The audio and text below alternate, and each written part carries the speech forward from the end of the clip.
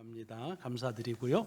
이제 하나님께서 우리에게 주시는 말씀 찾아서 우리가 함께 눈으로 보시고 또 입으로 함께 시인하시고 또 같이 말씀을 통해서 은혜를 나누는 시간 같습니다. 오늘은 요한복음 6장 16절로 21절까지의 말씀입니다.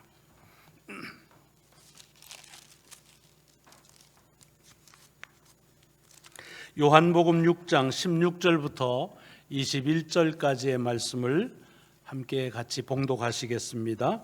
시작. 저물매 제자들이 바다에 내려가서 배를 타고 바다를 건너 가버나움으로 가는데 이미 어두웠고 예수는 아직 그들에게 오시지 아니하셨는데 큰 바람이 불어 파도가 일어나더라. 제자들이 노를 저어 10여리쯤 가다가 예수께서 바다 위로 걸어 배 가까이 오심을 보고 두려워하거늘 이르시되 내니 두려워하지 말라 하신대 이에 기뻐서 배로 영접하니 배는 곧 그들이 가려던 땅에 이르렀더라. 아멘. 아멘. 오늘 봉독한 말씀이 한 주간 여러분의 삶에 영육간을 강건케 하시는 주님의 능력이심을 믿으며 주의 이름으로 축복합니다. 오늘은 지난주에 이어서 주님께서 이제 오병이어를 가지고 기적을 일으키신 그 기적의 역사 이후에 일어나는 일들을 이어서 우리에게 전해주는 말씀을 함께 봅니다. 주님께서 혼자서 산으로 기도하러 가셨을 때에 제자들은 이제 날이 어두워지자 갈릴리 호수로 내려가서 거기서 가버나움으로 가려고 배를 타고 이제 노를 저어서 가는 겁니다.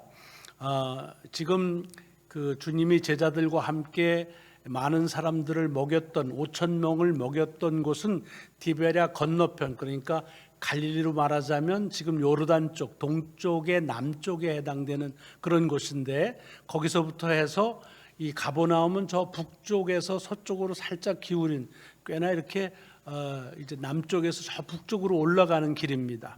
물론 육로로에서 쭉 호수를 따라서 갈 수도 있지만 그럼 시간이 많이 걸리기 때문에 당시에 뭐 지금도 그렇습니다만은 갈릴리 호수 지역에 있는 마을에서는 길을 빨리 가기 위해서는 배를 이용해서 그래서 갈릴리 호수를 가로질러 가곤 했던 일인데 그렇게 좀 제자들이 동남쪽에 있는 그런 곳에서 저 서북쪽을 향해서 배를 타고 그리고 가는 겁니다. 그런데 그렇게 이제 가다가 보니까 큰 바람이 불어서 파도가 일어났다 그렇게 돼 있습니다. 여러분이 성지순례 가시면은 금방 이렇게 보기만 해도 아실 텐데 갈릴리 호수의 동쪽은 여기로 말하면 갭이라고 그러죠. 산보다는 조금 낮고 언덕보다는 높은데 아주 가파르게 병풍처럼 쳐 있는 걸 갭이라고 그러는데 이 갈릴리 호수의 동쪽 지금의 요르단 지역에는 그런 갭이 쭉 있습니다. 그래서 서쪽에서부터 바람이 불어가지고 그 갭을 치고 하면 그게 아래쪽으로 쭉 돌면서 마치 돌풍처럼 변해서 그래서 그 갈릴리 호수의 그 물을 파도를 세게 만드는 그런 돌풍이 있는 것이 자주 있는 종종 있는 그런 자연적인 현상이었습니다. 그런데 그날도 그렇게 바람이 불어서 그래서 파도가 있는데 제자들이 10여리를 그러니까 한 4, 5km를 이제 갔다 그런 얘기입니다. 갈릴리 호수가 동서로는 한 10km 그 다음에 남북으로는 한 20km 정도 되니까 뭐 어떻게 한 중간쯤 이렇게 갔다 하는 그런 생각을 가질 수가 있습니다. 그런데 이렇게 가고 바람 불고 하는데 그들 앞에 주님께서 나타나신 겁니다. 근데 주님이 나타나니까 사람들이 굉장히 저를 두려워했다 그 돼 있습니다. 사실은 스승이 나타났는데 제자들이 두려워할 리는 없지요. 그러니까 주님이신 줄을 모르니까 주님이 나타난 걸 보고 두려워했는데 오늘 본문에 보면 주님께서 그들에게 나니 두려워하지 말라라고 그렇게 한 말씀하고 그 주님의 음성을 들으니까 사람들이 기뻐하면서 주님을 배로 영접을 했다. 그리고 이어서 그들이 배가 가려고 하는 땅 가버나움에 도착했다는 말로 오늘 본문은 짧게 마무리가 됩니다. 오늘 이 말씀이 사실은 이 요한복음에만 있는 것이 아니라 마태복음에도 있고 마가복음에도 세 복음서에 공이 기록되어져 있습니다. 근데 우리가 이 이야기에 대한 이 주님께서 물 위로 걸어오시는 이 사건에 대해서는 사실 마태복음에서 마태가 전하는 것이 훨씬 더 익숙합니다. 그리고 훨씬 더 드라마틱하고 자세합니다. 마태복음을 나중에 읽어보시면 오늘 같은 본문에 뭐라고 되어 있냐면 이렇게 물 위로 걸어오는 것을 보고서 베드로가 나서죠. 주님이시면 나로 오게 하소서라고 하니까 주님이 와라 라고 하니까 그냥 물속에 탁 들어가서 이렇게 걸어가려다가 파도를 보고 그래서 두려운 마음이 돼서 물에 푹 빠지고 그러기 때문에 베드로가 주여 나를 건지소서 구원하소서라고 했더니 주님께서 믿음이 작은 자여 왜 의심했느냐라고 말씀하시면서 그를 잡아 끌고 그래서 이제 주님께서 베드로와 같이 배에 오르니까 그제서야 바람이 잔잔해졌다. 그리고 그렇게 그 바람이 잔잔해지는 것을 보고 제자들이 주님 앞에 절을 하면서 당신은 하나님의 아들이십니다 라고 그렇게 고백을 했다고 하는 그런 말씀이 나옵니다. 그리고 마가복음만 하더라도 이렇게 주님께서 오시는 것을 마치 유령인 줄 알고 무서워서 소리를 질렀지만 난이 두려워하지 말라라고 하는 이 말씀을 듣고 그리고 주님께서 배에 오르시니까 바로 바람이 잔잔해졌는데 이렇게 이 제자들이 주님이신 줄을 모르는 이유가 어떻게 됐느냐 하고 마가복음에서는 부언적인 설명을 하는데 그날 바로 주님께서 그 5천 명을 먹이는 그런 기적을 베풀었는데도 불구하고 사람들이 그걸 깨닫지를 못하고 마음이 너무 완고해져서 그래서 그만 그렇게 주님이신 줄을 알지 못했다라고 하는 그런 좀 친절한 설명이 있습니다. 그런 이런 마태복음과 이 마가복음의 본문에 대한 것에 비하면 오늘 요한은 굉장히 짧게 단순하게 이렇게 설명을 하고 있습니다. 마태복음하고 마가복음의 공이 이런 일이 일어난 때를 밤 4경쯤이라 그렇게 말합니다. 그런데 오늘 본문에는 그게 몇 시쯤인지 나타나 있지를 않고요. 아까도 얘기했지만 그 유명한 베드로의 이야기도 요한은 싣고 있지를 않습니다. 그런가 하면 주님께서 배에 오르시니까 그 모든 파도가 잔잔해졌다라고 하는 말씀도 요한은 전하고 있지 않습니다. 더군다나 그것을 보고 제자들이 주님은 하나님의 아들이시라는 그런 고백을 했다는 사실도 언급하고 있지 않습니다. 더군다나 이들이 왜 그렇게 주님이신 줄을 몰랐다, 유령인 줄 알았느냐 하는 것을 주님께서 베푸신 기적을 깨닫지를 못하고 마음이 완고해져서 그래서 그랬다고 하는 설명도 이 요한복음에는 없습니다. 그냥 다 간단하게 기술하고 있는데 오늘 요한복음에서는 그냥 딱 하나만 주목하고 있는 것으로 그렇게 보여집니다. 그것은 뭐냐 하면 주님께서 나타나셨을 때 그들이 두려운 마음을 가졌는데 주님께서 난이 두려워하지 말라라고 말씀하시는데 그 음성을 듣고는 그들 속에 있는 두려움은 사라지고 기뻐하면서 주님을 이제 배로 오르시게 했다라고 하는 것으로 그냥 오늘 본문에 있는 말씀에서 요한은 거기에만 집중합니다. 제가 요즘 요한을 통해서 복음서의 말씀을 보고 있으니까 가능하면 그 요한이 보고 있는 그 안목, 그런 그 관점을 가지고 오늘 본문 속에서 무엇을 전하려고 하는지 그것이 우리에게 깨닫게 하시는 것이 무엇인지를 한번 집중해서 살펴봐야겠다는 생각을 가져봅니다. 먼저 오늘 본문에 보면 요한은 이 제자들이 두려워한 것을 말하고 있습니다. 언제 제자들이 두려워했느냐라는 것을 먼저 우리가 본문 속에서 정확하게 알 필요가 있습니다. 왜 정확하게 알아야 된다는 얘기를 하느냐 하면 우리는 주님께서 이렇게 오셨을 때에 제자들이 두려워했는데 그 두려워한 이유가 깜깜한 밤에 와서 두렵다라고 하는 생각을 얼핏 가질 수가 있고 또 그렇게 얘기하는 분들도 많이 있습니다.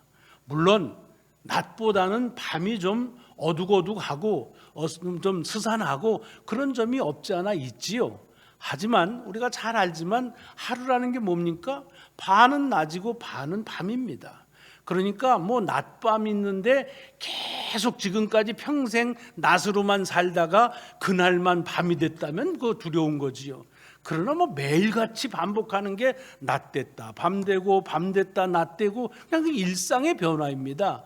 그러니까 사실은 밤이라고 해서 두려웠다, 그것은 오늘 본문 요한도 그렇게 말하고 있지 않지만 우리의 상식으로도 밤이 되면 두려운 마음을 갖기는 그렇게 쉽지가 않습니다.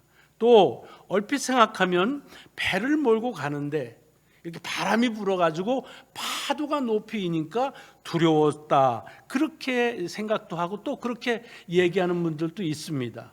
하지만 이게 뭐 평생 한 번도 배를 타고 가는데 바람이 한 번도 안 불다가 그날만 유독 바람이 불어서 파도가 일었다면 좀 두려운 마음이 있겠지요.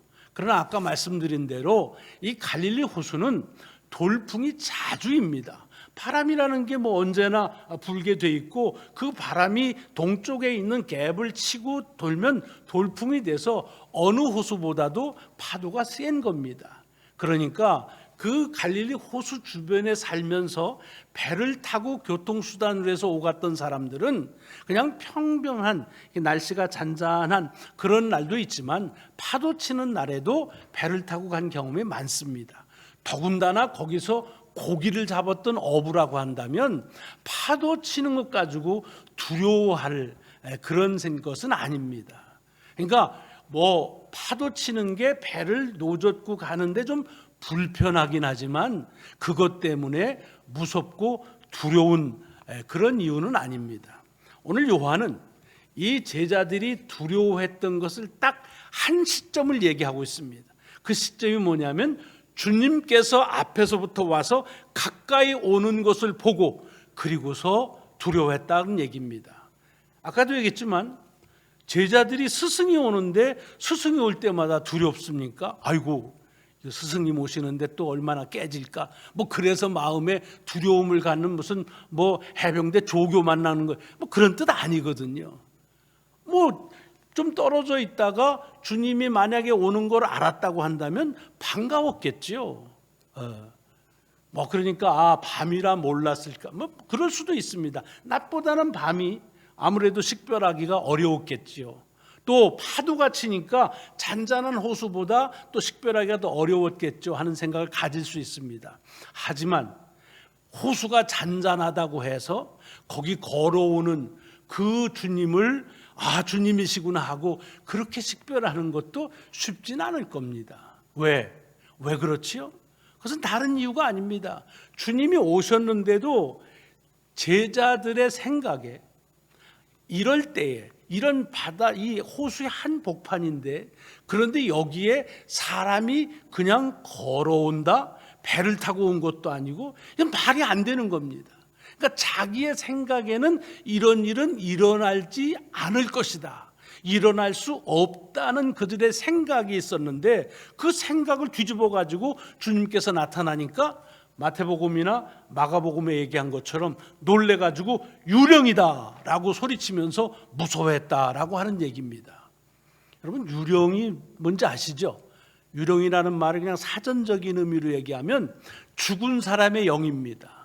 그러니까 이 몸은 없는데 이 영혼이 이렇게 떠돌아다니는다고 하는, 그러니까 죽은 자의 영혼이 어디로 가지 않고 그냥 계속 떠도는 걸 유령이라고 말합니다. 듣기만 해도 좀 스산하지요. 또 그런 영적인 존재라고 생각을 하니까 그게 나타나면 어떡하나 해서 유령 나타나면 아이고 뭐니나 하고 무서워서 소리를 지를 수밖에 없지요. 그런 존재입니다. 그러나 유령에 대한 그 존재의 중요한 것은 뭐냐? 존재하지 않는 존재입니다. 그냥 그런 존재가 있을 거라고 생각하는 그런 존재입니다. 그러니까 여기 유령이 실제 나타난 게 아니라 주님이 나타나셨는데도 이들의 생각이 유령이라고 하는 생각 때문에, 왜? 이런 때에 사람이 그렇게 올 거라고 하는 것은 그건 말도 안 된다는 그들의 생각 때문에 그들이 주님을 보고서도 두려워했다고 하는 얘기입니다. 자, 이 말씀이 오늘 우리에게 시사하는 바가 큽니다. 왜 크냐? 여러분, 우리도 살아가면서 여러 가지 두려운, 그런 우리를 두렵게 하는 일들을 접하지요. 근데 가만히 생각해 보세요. 언제 우리가 살면서 두려웠는가? 낮이 아니고 밤처럼 그렇게 어둑한 그런 삶을 살아갈 때 두려웠나? 물론 그럴 수도 있습니다. 하지만 인생 조금만 살다 보면 아까도 얘기했지만 하루 중에 반은 낮이고 반은 밤인 것처럼 인생 그렇게 다르지 않잖아요. 뭐 낮처럼 환한 날이 오는 때도 있고 또 밤처럼 어둑어둑하고 스산한 게 주어질 때도 있습니다. 그런 것들이 우리가 살아가는데 좀 불편하게는 하지만 그러나 그것 때문에 무섭고 뭐 소리 지르고 그러지는 않습니다. 그렇지 않아요? 뭐 그렇게 소리 지르다 보면 뭐 매일 소리 지르고 살게요? 그렇지는 않습니다. 또 어떻게 보면은 여기 바람이 불어서 파도가 치는 것처럼 그렇게 삶의 여건이 심란하고 또 여러 가지 환경이 나빠지는 경우 우리가 두렵다, 뭐 그럴 수도 있습니다. 하지만 이것도 인생 조금 살다 보면 삶이라는 게 그렇잖아요. 뭐 호수로 따지면 맑은 날이 있는가 하면 파도 치는 날도 있는 거지요. 삶이 그렇게 뭐 마음에 평안한 때도 있는가 하면 그렇게 마음 속상한 때가 뭐 계속 있습니다.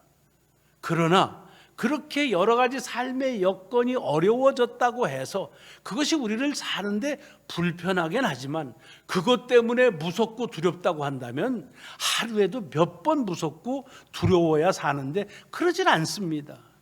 정작 우리가 두렵고 무서운 것은 우리의 삶의 여건이나 또는 이렇게 삶의 여건의 변화 때문에 오는 것처럼 생각하지만 그게 아니라 여전히 여기 본문에 나와 있는 이 제자들처럼 있지도 않은 존재인데 마치 있는 것처럼 생각하고 또 그런 어떤 무서운 존재가 나를 엄습하면 어떻게 하나 하는 그런 것 때문에 그 생각 때문에 놀라는 거예요.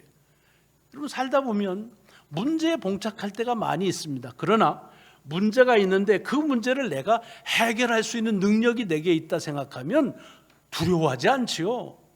그건 기회지요. 얼마든지 그것은 내가 받아들여서 빨리 그 기회를 이용해서 그것을 내게 있어서 좋은 영향력을 가질 수 있게 바꾸는 그런 찬스가 됩니다. 기회입니다. 그렇기 때문에 어려운 문제가 왔다고 해서 다 두렵진 않습니다. 다만 내가 어찌할 수 없다고 하는 그런 문제가 올 때 그때 내가 두려움을 갖습니다. 근데 그런 경우 거의 대부분은 뭐냐?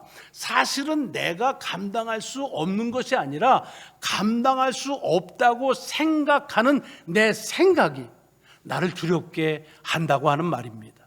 마치 유령의 존재가 있지도 않은데 있으면 그가 오면은 어떻게 하나고 겁을 나고 무서워하고 그래서 소리 지르는 것처럼 우리의 삶에서도 사실은 당장 닥쳐서 어떤 일이 벌어지지도 않았는데도 불구하고 그것이 내게 오면 어떡하나 하는 내 생각 때문에 두려울 때가 참 많이 있다고 하는 것입니다. 자, 그런데 오늘 본문에 보면 어떻습니까? 그렇게 그들에게 다가온 이가 누구라고 그랬습니까? 유령이 아니라 주님이셨다는 얘기입니다. 여러분 이게 우리에게 시사하는 바가 커요.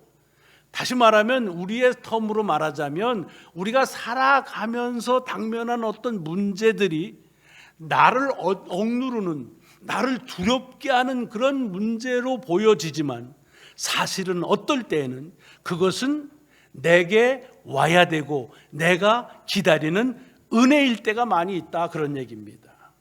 여러분 이거 억지로 부린다고 생각하지 마시고 가만히 지나온 일을 생각해 보십시오. 우리가 은혜 받았다라고 생각하는 것들을 다 보면 대개는 그 은혜를 받았다고 할 때는 처음에는 무섭고 내게 여러 가지 도전이고 그리고 내가 어찌할 수 없는 그와 같은 문제 앞에 당면했다고 하는 두려움 속에서 은혜를 경험합니다. 거의 대부분의 간증이 그렇습니다. 무슨 말이냐? 사실은 지금 유령이 온 게 아니라 주님이 오셨고 그러니까 주님이 제자들에게 왔으니 제자들은 주님을 기쁘게 맞아야 되는데 주님이신 줄을 모르고 있지도 않은 유령인 줄로 생각하는 그 생각 때문에 그들은 두려워했다 하는 얘기입니다. 자, 그러면 오늘 본문에서 그들이 어떻게 그 두려움에서 이제 떨어져서 새로 기쁨을 얻었느냐? 여러분, 오늘 본문에 보면 주님께서 내니 두려워하지 말라라고 하는 그 음성을 듣고 그들이 기뻐했다고 되어 있습니다. 이걸 좀 잘 생각해 볼 필요가 있어요. 저들이 두려움 속에서 다시 마음의 기쁨을 회복한 것은 그들 스스로 깨달은 게 아닙니다. 또는 이제 긴 밤이 지나가지고 낮이 왔기 때문도 아니고 그렇게 치던 파도가 잔잔해졌기 때문에 그래서 그들에게 기쁨이 왔다는 말이 아닙니다. 지금 모든 상황은 똑같습니다.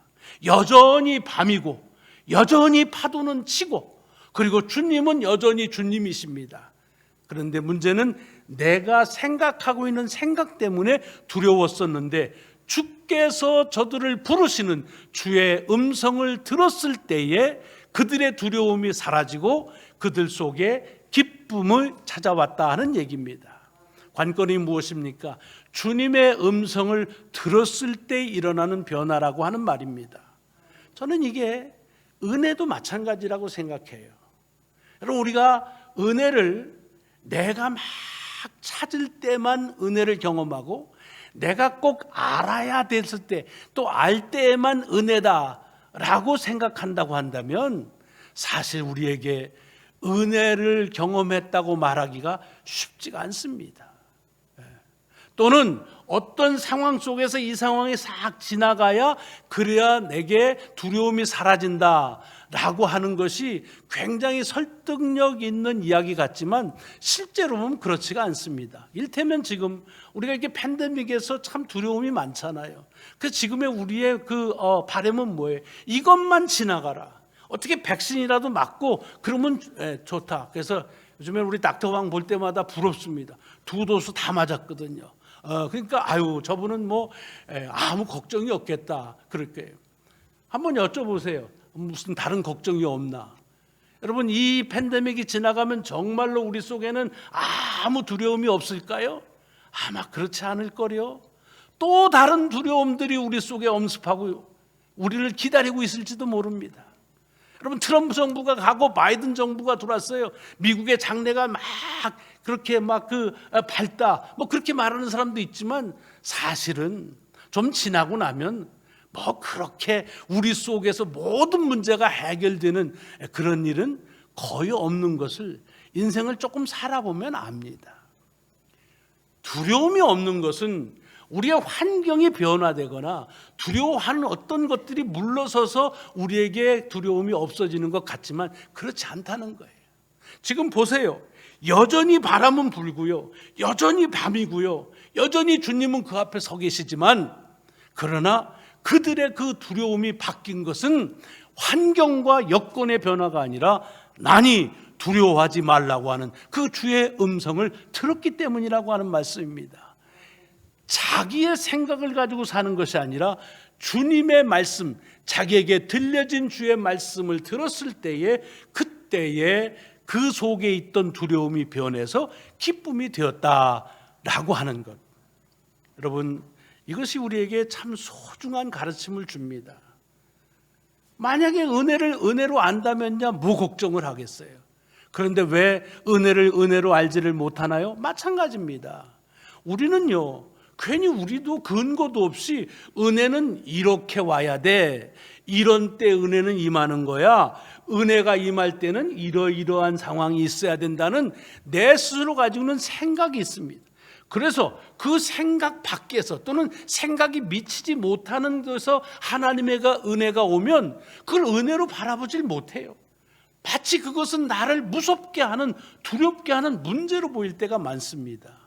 근데 언제 그 은혜가 바뀌느냐? 우리 스스로 바꿔보는 것이 아니라 주께서 하시는 주의 음성을 들을 때 내 생각보다는 주님의 음성이, 그 숨겨진 은혜가 드러나는, 그래서 우리가 기다리는 은혜라고 하는 사실을 고백한다고 하는 것을 우리는 신앙생활하면서 참 많이 경험하고 옵니다. 여러분, 지금도 아마 우리가 살아가면서 많은 두려움들이 우리 가운데서 우리를 두렵게 엄습할 것입니다.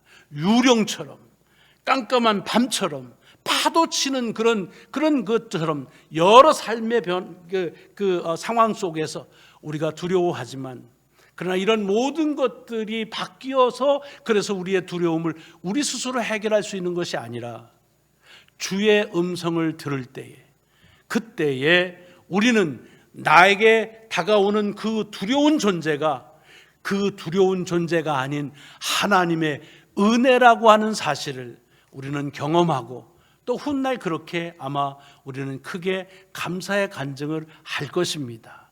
그러므로 우리가 해야 될 일은 주의 음성을 듣는 것입니다.